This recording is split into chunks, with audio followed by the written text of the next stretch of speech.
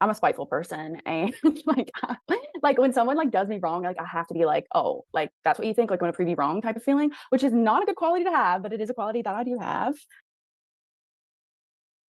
Well, we know Hannah is spiteful because we saw it on the show. We saw how she treated Nick on the show. And I really feel like I'm a little bit concerned by some of these interviews because I feel like some of these interviewers um, do leading questions and they lead them into a path where it's like to almost create a narrative that these people are innocent. Like, yo, what we saw on the screen is what we're seeing right now on this interview. That the person that hasn't even got the mind or the fortitude to really be able to come to a place where they're deepening that how they've impacted people, right? And some of the language that's used by some of the interviewers concerns me. But for me personally, Hannah is unaccountable and unremorseful for some of the behaviors she exhibits. We're going to play a little bit of this interview. We're going to break it all the way down. So if you're here, make sure you like, share, subscribe, click on that bell button for notification of the uploads. We appreciate you guys. Stay locked, stay loaded. That's crazy, Nadonia. All right, let's get into this, man. Let's get into this. Let me speed up a little bit as well because I want to play this part here because they spoke about find out about the comment about the grenade. No, that's not gonna be the narrative, which is bad, but yeah, it definitely like kicks me up to like, you know, get on the treadmill. Have you guys heard about the viral nap dress by Hill House Home? Damas, I have a cute jacket from Hill House, a blouse that's super cool. I know you guys blouses. Sorry. Me, I'm like, this is what they said, but to her, it's like, I don't want to tell you that's gonna hurt your family. Right. Yeah. So she said that, and then eventually she was like, you know, you said this to you, right? And I was like, what? Wait, this is after you broke up with him, though. Yeah. Oh, so okay, so she heard his comment about the grenade situation after y'all had broken up. So there is no real excuse about to why you treat him the way you did, right? Because you didn't hear that comment during the relationship, you heard it after. So that doesn't excuse your behavior because you heard it after. And do you know how far away she heard it? 6 months later. It's like, babe, you heard it right after you had already broken up. So you had no clue that he said you were a grenade, and that's the reason why you behaved the way you did. And that's what the ladies were saying. And that's why we're so protective of him. No, sis has cleared it up for us very clearly. That is not the reason why she was behaving the way she was behaving. That's not the reason why she was doing what she was doing. She was doing that because for her, okay, she's a mean person. She's spiteful, as she said. Now, if a man was to say he was spiteful, a bit like Tim, you know, we would be calling that person a narc. And I don't believe most people are narcs, but we like to say that word because we don't know any other words. But they're not a narc. But the problem is that she has been so much deluded by people accommodating her, like this interviewer. No offense to the interviewer, I'm not saying that she's a bad person, but the leading questions are giving her an illusion that you're cool with it. And some of the commentary that she puts around it makes Hannah feel like I didn't do much wrong, but you were abusive. I need you to make them understand that, like the way that you were talking to the man, right? Oh, because he wasn't being a retaliative, it doesn't make a difference, right? You weren't just telling the truth. It is weaponized in a way to hurt the person. So when the person has emotional boundaries, they don't need for you to weaponize the truth about certain things so it hurts them. No, this is really important. And the reason why is because this whole time we're watching and you are being, let's say, a little bit mean to him. And he's like, Hannah, I love you. Mm-hmm. You're the girl of my dreams. Oh, there are 2 dogs. There's one in the back. Pause it right there. Old girl said, oh, you were being a little bit mean. No, she was being absolutely mean. When we put the little in front of it, it demeans what she actually was doing. And I feel like this is very, I feel like that's the problem I'm having with some of these interviews, right? It demeans some of the behaviors, especially the ladies, right? Especially the ladies. You saying you're being a little bit mean, yet she calls herself the B word is crazy to me. Crazy work, like, right? What he's saying and how he's acting isn't connecting, or you weren't thinking that he was being real or something? Yeah, I was livid. And that's why you're seeing like I'm a bitch. I have hard times, but like I was like towards the end, I'm like, so I'm a B word, and that's my natural disposition. I have hard times. We're just gonna be like, yeah, no, it's fine. No, because he called you a grenade. Well, he called you a grenade, but it was way after. By the way, he's denied calling her a grenade anyway. Way after. So there is no justification. And by the way, this interview was actually done just before the reunion. So she went on the reunion to double down, not to learn her lesson, not to come out and be remorseful, not to be accountable. She went on the reunion to double down on her madness. And that's why she's struggling in a friendship with Katie and Marissa, because in reality, they see her for who she really is. And instead of them backing her, well, at least Marissa backing her in the reunion as they did, they should have kept quiet and stop trying to focus on Nick because they wanted to level the playing field. There was no level the playing field here, right? Just because he didn't give you the love that you actually wanted, or the fact that you felt like he was being fake. Okay, you thought he was being fake. So why? But you trying to draw him out. You're being mean and you're being a B word. Right? So let's ask a question. They said that Nick was staying here because he just wanted the fame, right? Okay, well, let's look at this. Why was you there, Hannah? Watching TV, like being near each other. So what was there? What was keeping it there? No sexual. You were saying he wasn't giving you back like intelligence wise. So what was keeping you there? I think it's because like I really like when I don't know. I feel like I'm just like in my mind. I was like so on and like okay. Cat got your tongue. Yeah, because the same thing that you were accusing him of is the same thing you were doing. Yeah, if you knew that you weren't feeling him and you felt like it wasn't the right thing, what was keeping you there? What was you there for TV? I don't even think you were there for TV. And that's my whole point. The fact that you guys labeled that, you labeled that aspect about him is what's concerning me here. That you labeled him with him wanting to be famous, yet you act like you don't want to be famous yourself.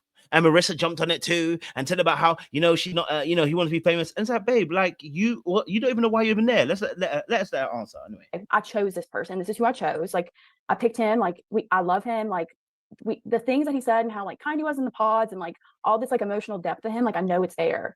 And like I know who he is. Like this is not him. And I think I was just like, you know who he is. This is not him. But yet you're saying that he's being fake. Because it's giving you justification for where you treat him. But now he's like, I know who he is. Come on, sis. Come on, sis. Let's be accountable for our mean behavior. We were a B word, but we're also at a point at the end, emotionally abusive. Right? Okay. And there are things that Nick needs to work on. His sex game, he needs to work on it. He needs to also be a pleasurable person for her too. But it might be very hard to when you're being abused. Okay. All right. Now she talks about her parents. I think this is quite interesting when she talks about her parents because now we really understand where she's coming from. Yeah. Yeah. So my family dynamic's a little bit different. And so my parents, I'm very close with my parents, but financially wise, so my dad's not my biological father. I was adopted. Boom. She was adopted. And I think that makes all the reason why it looks so weird, that particular scene, as to why the parents were so kind of off with her, sorry. And I think that was I was trying to deep it. I was really trying to deep it, like understand it, like, wait. Why is the energy off? Like the mom is cool, the dad just seemed to be like, you are a bit of a B. Like he was almost kind of making that illusion that you are a bit of this. So obviously now we know that obviously she's been adopted by the stepdad and the mum, and probably that's why the mum also felt the way she did as well, because they cut her off at 16, well, financially anyway. She had to work, or 18 was it for her, and she had to work, so she had to grind and find her way through, and she probably had some resentment around that, being cut off at some aspect financially in terms of luxuries. They paid for schooling, but they didn't pay for the luxury aspect, so she had to get a job and everything like that. I think that resentment then was pushed and projected onto Nick. Adopted when I was 4 by him because my dad was like deadbeat, like a drunk alcoholic. My mom left him type of situation. So then she married my father. Now they had 2 more kids. It was just like let's not talk about it type of situation. So okay, so as she said, obviously they got adopted by a stepdad. The dad actually was an alcoholic and a bum. Waste of space, it seems like, quote unquote, to say. I'm kind of quote paraphrasing what she said. And so that what does that do for a mindset? What does that do for you as a young girl to know that your dad didn't necessarily want you, but your stepdad stepped in, but your actual dad, that he didn't want you? That can do some damage, and I can be empathetic towards that. Like, that does something to you. That puts you in a particular place where you want to be liked, you want to be appreciated. It creates anxiety. It creates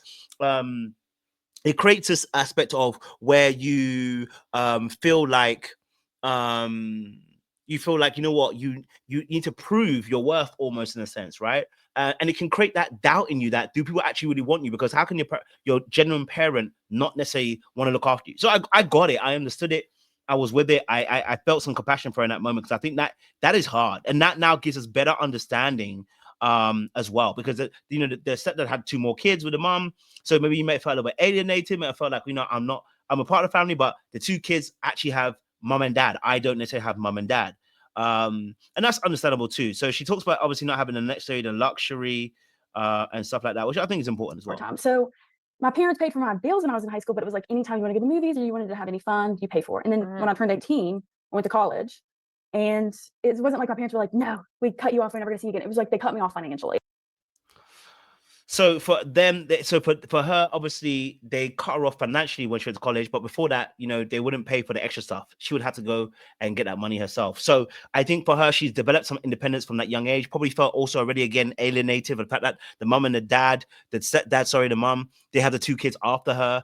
She probably might feel some type of way already. Then they're now cutting her off. It's a compounding interest of effect that as to why she has that cold demeanor and why sometimes she doesn't connect emotionally, why she was so harsh with Nick, why she was almost at the point of abusive emotionally with the way she discovered and taught.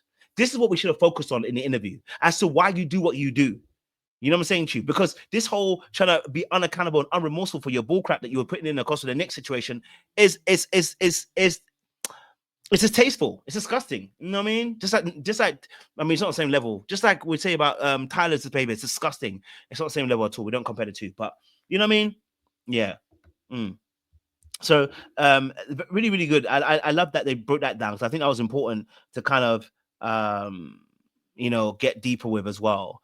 And she knew she knows all her bills because her parents made her do that, you know. And so she goes on to explain about how she found the note. Now, I think if this is true, Nick gonna have to take some accountability. I don't know if she's telling the truth because he said he found the note on the table and she left it out several times. So, but basically what happened is we had broken up and my friends were in town and my mom was in town. And so I didn't find the note until literally right after we broke up, like what you see on TV. And we were packing up and my friends are like, what is a notebook? And they scroll through and they see it. And I feel like I'm getting a lot of shit about like, why would you go through that stuff? It's like, now, first and foremost, your friends found this notebook. You know it wasn't yours, which means you don't have to go through it. But cool, you went through it. You broke somebody's privacy. You know what I'm saying to you? Right? Your friends went through it. Now, I'm sure they would have known by the handwriting, it was Nick's. I'm sure they would have known that by the handwriting, it would have been Nick's. Like, well, Nick went through my stuff to find my like 10 things I hate about you list. Like that wasn't left out for him. He went through that and that was a private conversation that he. Okay, so she said that actually was left out for him. So someone's lying here because Nick obviously said as well that she left it on the counter and left it open. We got to ask Nick some questions here. So did she leave it out, Nick? Because if she didn't leave it out, then you broke her privacy, right? By going through her things, right? If that's the truth, then you broke her privacy. Because he said on the actual show that she left it out several times, trying to almost like at him about the 10 things that he needs to do. He went and brought up on camera immediately that we discussed wouldn't be on camera. So I don't really know how that's different. But when they had found the note and I didn't even talk about it, like we even had like a post like final interview thing where we just go and we like tell her about the experience and didn't even bring it up. So it then turns out to be that Nick is going to ask her not to talk about the note on the reunion, you know, as well. And he doesn't want her to talk about it on the show, right? And it's funny because she mentioned about how Garrett originally told her not to deal with Nick originally as well, right? And said that he should stay, that Garrett told her to avoid Nick as well. So which is quite interesting, right? Wait, so he would go film like what, a new listing or something and then post it and that was his thing for the day? Yeah, or he would be on the phone all the time with like his clients. I don't know what they are, but and he'd be like, yeah, when the new season I Love Is Blind, my fiance's right here. Do you want to speak to her? Like he'd be like, yeah, I'm actually gonna be in the. So this is where they were just trying to talk about the fact that they felt like he was not being genuine and that a lot of his behaviors were geared towards him trying to quote unquote seal the bag, you know, get the brand deals. You know, he wanted to show up in a particular way that would, I guess, you know, he wasn't here for the love, he was here for the cameras in a sense, right? So she's explaining that part as well. Upcoming season of Love, like he like I was like, what? Like I don't know, like on the plane, even on the way back from Mexico, he like he didn't want to sit with me, sit like across, and he was like with some lady, and he just like there for like the 2 hours just talking to her about, yeah, we were in Love Is Blind.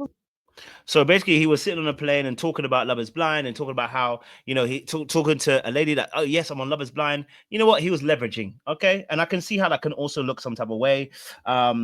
You know, it's leveraging, and I understand that now that it can be looked and contrived in a particular way. And so I understand her perspective on that, right? I don't know if it was that contrived at the time, but she's making it out to be that way, right? And of course, he was leveraging the thing for his business. I'm not mad at that. I'm on Love Is Blind. I'm leveraging it, you know, to get more business. Absolutely. I will leverage it because I am on here just like everybody else. You want brand deals, okay? Let's not lie. I'm just doing it ahead of you. Don't be mad at it because you get a brand deal after, yeah? you're not going to complain about it. But I also understand how it can look like because it's been done before. Yeah, it's been done before, so I get it. I also understand that perspective as well, right? So that I have to be fair to Hannah for that, you know, as well. Okay. Now they were talking obviously about you know, that the what happened after the show about the reaching out, the X situation. Now this part was really odd. I'm not really sure what was going on here. I tried to decipher, but it was a bit like weird. So I don't know. We'll just have a listen again. You know me sometimes. Like he thinks it's Beyonce. He has like Love Is Blind playing in the background, and he's like telling them like, yeah, and like that he was like, look, that's my ex. Like it's all cap. Like he was like, it's all cap. Da da da. Like it's all cap. Like it's all good. Oh my god, I can't. Like it's all cap. So basically, what happened was she was explaining. Let me actually go back. Can you actually just go back a little bit? She was explaining how the ladies were reaching out to her, but she didn't really make sense. So what was the purpose of the ladies reaching out to her? She didn't actually know why the ladies were reaching out to her. Right? She's like, maybe because they thought they were trying to say. I was like, maybe. What was the message? Did they tell you we're reaching out to you because we now realize that, you know what, Nick is fake? If that is the case, you could say it straight, but she doesn't say it straight, which tells me you're not being honest about what you actually saw. Why go to that extent? Because you don't want him popping up for you? Like, what's the vibe? Because like the amount of like, because he's not changed. Like I've gotten so many hey girly messages like of like, hey, Nick invited me over. I walked in, like he thinks it's Beyonce. He has like Love Is Blind playing in the background, and he's like telling them like, yeah, and like that he was like, look, that's my ex. Like it's all cap. Like he was like, it's all cap. Da da da. Like it's all cap. Like it's all good. Okay, so what is the purpose of they reaching out for you? Hey girl, yes, Nick. Yeah, hey girlie, Nick. I've just been Nick. Did it.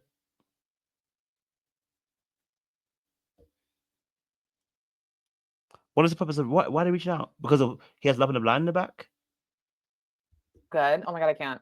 Like it's all cap what he's saying and stuff. Like I've had like probably 5 girls message me, I guess, about it, and I'm like, I don't know what to tell you guys. What do the girls want from you though? I didn't understand. I think they're like, I guess they see maybe like the hate that I'm getting, and they're like, I think they feel bad. That I think. How can you not think? What do they say? See that, and that's the part that you know that when someone's not really being all the way honest, they're not able to say. You know, okay, they're not able to say. Okay, and so when people are not able to say, right, that's where we have issues. You know, so that's where we have issues, because in that space, you have to deep it that. You have to deep it that. If you knew it, and if you knew it to be the truth, and you knew that, oh, they messaged me saying they knew that, oh, Nick has not been honest, you just tell us that. So why aren't you telling us that? Why are you doing I think? Baby, you usually direct. Remember that. So why is she suddenly not going direct? Because she's not telling the truth. No one says he's not telling the truth. It's not fully clear. Like they see like who he really is, and like that's not what he's putting forth for the show. And so I feel like they just feel, I don't know why even girls send Haley girlies. Is it like obligation to be like? Now she's suddenly saying, I don't know why they do this. No, you should know, because they messaged you and told you why they're messaging you. Do you see why I don't believe everything she's saying? You see why I'm looking at her a little bit some way? Okay. All right. You should know. Okay. Now, this part was what concerned me about the interviewer. She said something very, very, very, very, very concerning for me. I was a little belittling to be like, do you know what a motherfucking sock is, you fucking idiot? But at the same time, like, to me, I'm watching television. I want to be entertained. You are someone interesting to watch on TV. Mm-hmm. You're in that moment shocked that this guy has no idea about finances. So it's entertaining when she's belittling him. That's what you're telling me, sis. No offense to you, but you're telling me it's entertaining. The lengths you're going to try and paint this picture is abysmal, and it's diabolical. We don't have to go these lengths to try and make somebody greater than they actually are, sis. Look, Tyler's an absolute villain, the biggest of the baddest of the worst of them. But the rest of them fall into line. I'm like, what are we doing here? Why do we need to look at Hannah's face? Look, she finds people that are going to. It's scary, bro. It's scary, the amount of manipulation. But you're telling me, oh, because he's belittling and demeaning is little. So that just because you yell doesn't mean you're mean. Sometimes you're just yelling. I mean, when you were telling him about the socks, like, yeah, it was a little belittling to be like, do you know what a motherfucking sock is, you fucking idiot? But at the same time, like, to me, I'm watching television. I want to be entertained. Oh, so you want to be entertained. You want to be entertained. So everything you're saying right now is because you just want to be entertained. That's why it's happening. What's happening? That's why you're doing what you're doing. You just want to be entertained. And that's why it's happening. Does that not seem a bit off to you? Does that not seem a little bit off to you? It's a little bit off to me. It's a little bit off to me. Okay. You are someone interesting to watch on TV. You're in that moment shocked that this guy has no idea about finances. So you took it to the next level in that moment.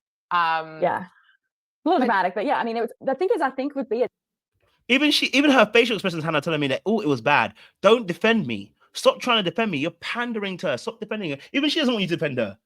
You know what I'm saying? She can tell by the body. She says, "Oh, yeah. I mean, yeah." She doesn't even feel confident wanting to back that point that you're backing.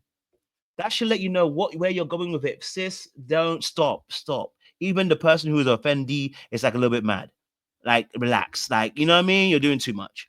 Now, I think the key part here is this part here. I want to see this part here. Hold on. It's like thinking like I'm not like empathetic, or they expect this apology, and I'm like, you guys want me to do like, you want me to shave my head and like pull a 2007 Britney for you guys to like feel like I'm like apologizing enough for having a break? It's just like, I am sorry. Like, I'm very sorry for the way it came out and like the way I treated him. It was unkind, and I'm working on it. But like, whenever you say I'm really, really sorry, but whenever you put a but in there, you're not sorry. And that's the whole point, Hannah. You're not sorry. That is the whole point, which is why I've said she's unaccountable and unremorseful. And I'm going to leave it there because I don't think there's anything more we need to drag out of this situation. I hope you've enjoyed the video. Make sure you guys like, share, subscribe, click on the bell button for notification of uploads. We appreciate you guys. Stay locked, loaded. It's crazy out here.